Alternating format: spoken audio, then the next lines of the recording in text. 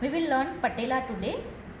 So here you can see the patella, which is the largest sesamoid bone of the body, and it develops in the tendon of the quadriceps femoris muscle. First we will see the side determination of patella. So points of side determination of patella are as follows. Here you can see this is the apex of the patella, which is directed downwards, and this is the base of the patella. The anterior surface of the patella is ridge, you can see here, and the posterior surface is smooth or articular.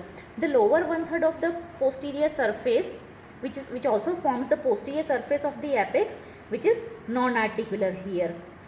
And also, if you can see the posterior surface here, the lateral part of the posterior surface is larger than its medial part.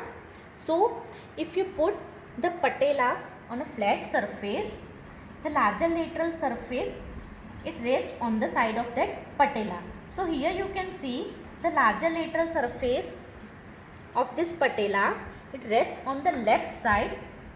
When you put this patella on a flat surface, so this patella is of left side, and here you can see this larger lateral surface, if I put it on a flat surface, it rests on the right side, so this patella is of the right side. So these are the points of side determination of patella. Now the external features of patella.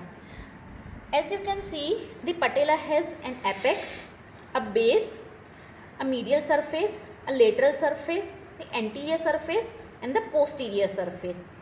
So the base of the patella is wider here. It is almost flat, and it also forms the superior border of the patella.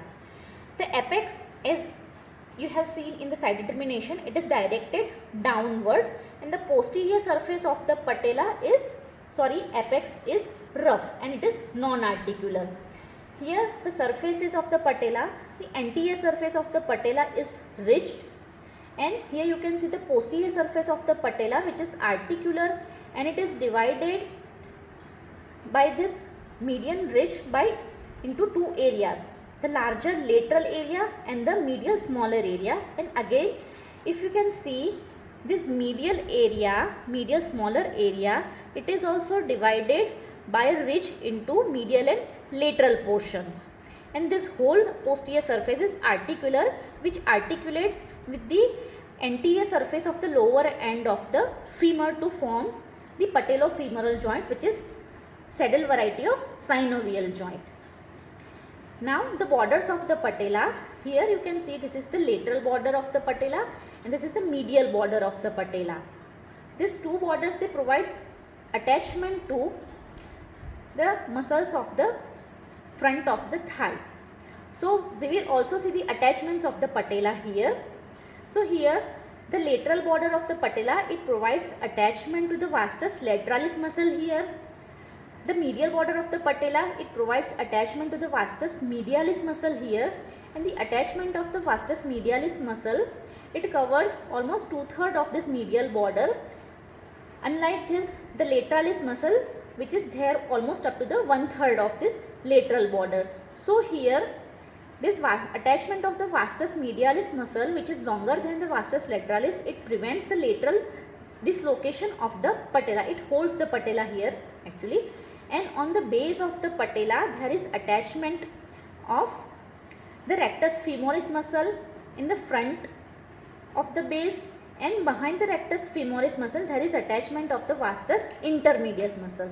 So these are the main attachments on the patella. Here the anterior surface of the apex of the patella, it is separated from the skin of that part by a prepatellar bursa here. So these are the main external features and the main attachments on the patella.